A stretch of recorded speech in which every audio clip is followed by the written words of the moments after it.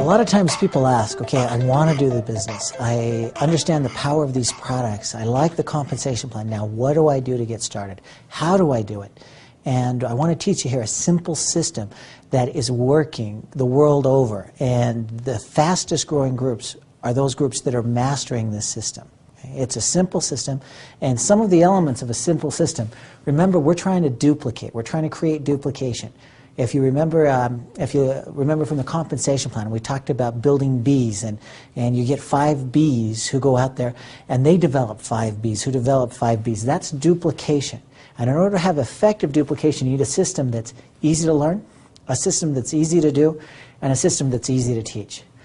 Now remember, duplication starts from the very first time you contact somebody, from the very first thing that you do with your new people, your customers, a potential business builder. They are learning from that very beginning. If it seems like you sell them the products and you're a salesman, then they think, oh, in order for me to do the business, I have to become a salesman. And sometimes people can get so good at what they do, they become a professional that other people can't duplicate, and it actually slows down their growth. Okay, remember, if you remember from the manual, we talk about you don't have to be the expert if you know the expert. You don't have to be the master, you just have to know the master. Well, this is a system that you can get good at that emphasizes those same principles. Again, it's easy to learn, easy to do, easy to teach. And we call it the ABC system. It's as simple as ABC. Here's how it works. A, B, C. A stands for the advisor. B stands for the bridge. And C stands for the customer, client, or contact. Whoever it is that you're going to be approaching. Now, when you start out in this business, you actually probably started as a C. Somebody contacted you, somebody approached you, you tried the products, you listened to the business, you say, you know, I want to get involved. Now you're watching this video because you now are ready to take your first step as a B. And this is where the business starts. If you remember in our diagrams, we use B for business builder. You're starting as a bridge because that's the basics for the business builder. Again, this is the basics for network marketing and how you're going to do that, how you're going to build your business.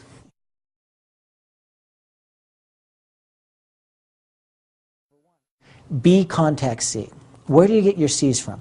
Well, we encourage you in the training manual and on this DVD, we've told you about making a list, about sitting down and writing down the names of people that you want to work with or people that you think would be interested in this, people that you want to share these products and this opportunity with.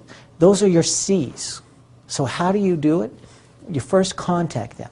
You tell them that you have something that you want to talk with them about, or more than that, I often say, I have someone I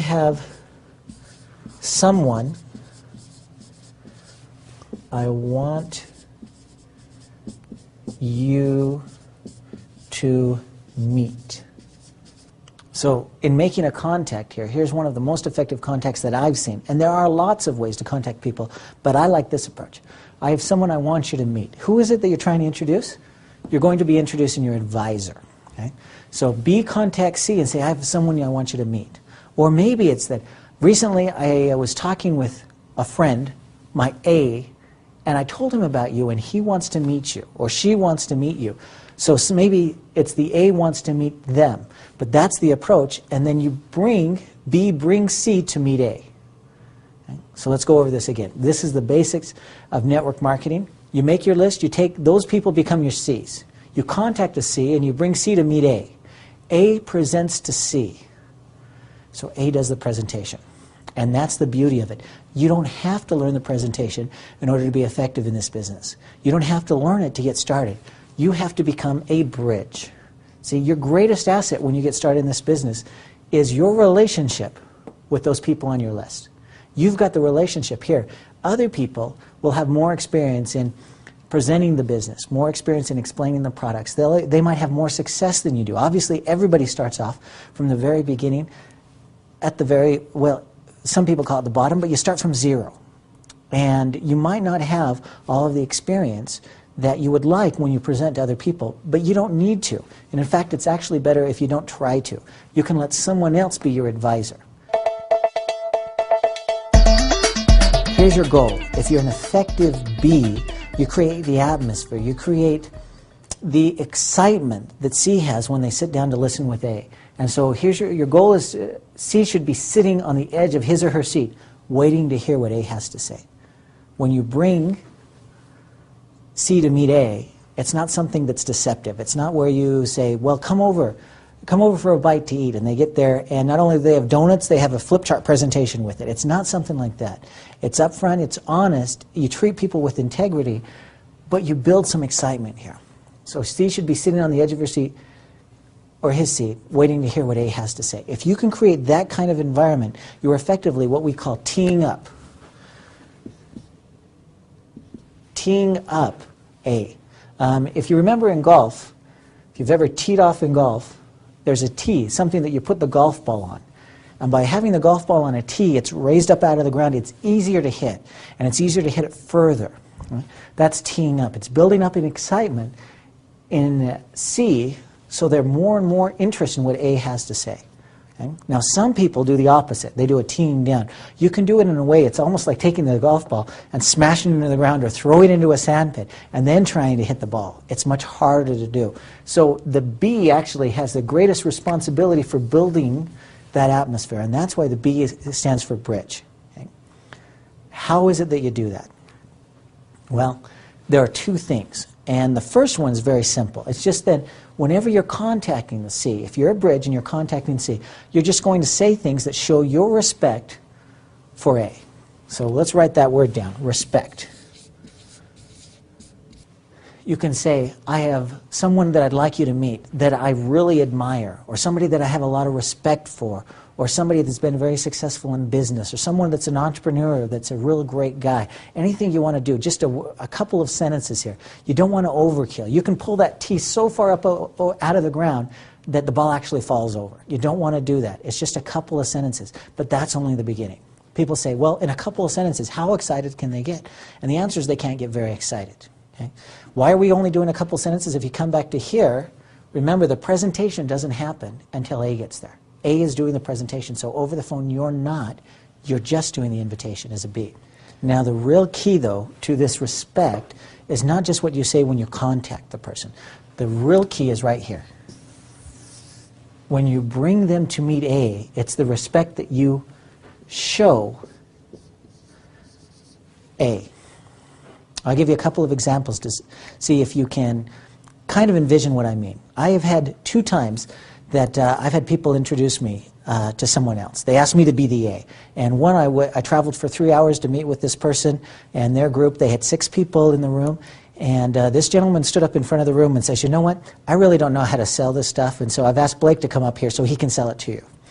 Not the most effective introduction I've ever had. These people are, you know, they sat back in their seat, they said, okay, this guy's going to try to sell me something. Very, very different. I had another time, a second example where it was the exact opposite. I get down there to meet the people, and as soon as I get to the place, the person was already there meeting with their C. The B was already sitting down at the table with their C, and they stood up and they came to the door and they greeted me at the door. They walked me over back to the table and they said, oh, thank you so much. This is in front of their C, and they make sure it's in front of their C. Thank you so much for taking time out of your busy schedule to come down here and meet with us. We really appreciate your time. And he introduced me, we exchanged business cards, we sat down, and this person was ready to hear, because of the respect, this white glove treatment, the red carpet treatment that B had shown towards me. C is sitting there, and he didn't know me from Adam before we started. You know, he had heard a couple of sentences before, but when I get there, and B shows me such great respect, he says, wow, if this guy's that important, maybe I should listen to what he has to say. So more than that, it's the attitude, it's the respect that you show at the meeting. And we'll teach you some techniques or maybe some principles of things you can do there to make it more effective in showing your respect. Let's talk about where people should sit. B has brought C to meet A. Okay? So you're there, you're meeting, and ideally, when you first get there, B and C arrive first. B is in charge of the setup. He's in charge of the setting, making sure the atmosphere is right. So B will put C so his back is to any distractions. You know, if there's a cute waitress walking by, it should happen behind C. If it's a busy doorway where people are coming back and forth, it should happen behind C. You want to remove all distractions, so put C to where they have their back to the distractions. A, you are going to position directly across from C. Now, the question is, where does B sit? Some people think B would sit here. They call it a 2-on-1 presentation. That's not the way it works. Remember, you have a relationship with C, so your job is two things. Not only do you want to get C to be on the edge of their seat waiting to listen to what A has to say. That's not the only thing you want to do. You want to make B, as a B, you want to make C feel comfortable. So as a B, you're going to sit right here. It's 1-on-2 presentation. You're sitting next to the C. Okay, let's look at what you say when you first bring them in. Let's say for A, you're going to use Andy. Andy is your A. You bring Andy in and you say, you know, Andy, I know you're busy, and I really appreciate your time and coming out here and sharing this information with us. This is my good friend Carl. Carl is your C. Here's my good friend Carl, and he and I have been friends for a long time, and I've really wanted him to meet with you. Thank you so much. And then you turn to Carl and say, Carl, this is Andy who I was telling you about. He's a very successful entrepreneur, and you know, I've listened to him and I liked what he had to say so much that I really wanted you to hear it too. That's the kind of introduction, and you sit down. And then you turn the meeting over to A, and A does the presentation. Now remember, as a B, you can be brand new at this. And you don't have to give the presentation because you have somebody there, an advisor, an expert. Andy is there to do it for you. And after Andy does the presentation, at the very end of the presentation, Andy will ask you, you know, to share your experience. And you can say, you know, I've tried the Rebound. I love it. I love these products. They've made a difference in my life. I'm already seeing an increased energy, and I think this is just great. And that's what you do. You don't have to give the presentation. You just give your story. Let's move on to the next step. The next step is A presents to C. Now, when A is sitting there across the table presenting to C, remember, you're the B in this one. What are you doing as a B? Number one, you're paying attention. You should be listening to this almost like it's your first time hearing it. You can have a notepad out, taking notes because you're so interested in what he has to say. If you are sitting on the edge of your seat, that encourages C, Carl, to be sitting on the edge of his seat as well, listening to what A, Andy, has to say. Right? So that's very important, how much you pay attention. Here's a few things not to do. You shouldn't be talking on a cell phone at that same time. You shouldn't introduce the two people and leave if you can at all help it. And you definitely shouldn't be distracted. You shouldn't be bored. You shouldn't say anything like, you know, I've heard this 10 times already. You're the one that needs to hear it. I'm just going to leave. None of that. You need to be paying attention, just like it's your first time. You're sitting on the edge of your seat, which encourages Carl, your C, to do the same. That's what happens as A presents to C. Something else to remember here, if you need any forms, if you need any samples, anything that's I'm going to consider a consumable item, something you're going to give away, that is something that B prepares. Don't expect Andy, don't expect your advisor to come with all of the sign-up forms. Don't expect them to be paying for all those samples. It's your business. You're the one that's going to be earning quick start on this sign-up, so you're the one that's responsible as a B to have those ready, okay? Particularly samples and sign-up forms, applications, any handout materials you want to give. And you might want to counsel with A ahead of time to let him know a little bit about who the C is and to see what materials he might suggest that you bring. That's, again, that's B's responsibility. And that happens here at the presentation. So during the presentation, Andy, A might say to you, okay, Bob, do you have a sign-up form there? Do you have a sample of the product? And that's your responsibility to have it there.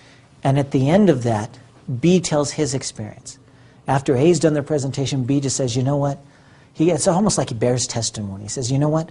I really like these products. I've tried them. I've been on them for the last 3 days, and already I feel an increase in my energy, or my skin's getting better, or you know how I used to have those achy knees? Well, that's starting to go away, or any of that. B tells his experience here. And it's kind of like he bears testimony, uses his experience to reiterate the things that A just said. Now, you don't have to repeat them. You're not giving the presentation. You're not doing a summary. You're letting A do that. You just share your experience. Then at the end of that, you excuse A. You actually stand up and you say, you know, Andy, I know you're busy. I know you've got a lot on your plate. We really thank you for your time. Thank you for coming there. And walk him to the door. Let him leave. And then you go back and sit down with Carl.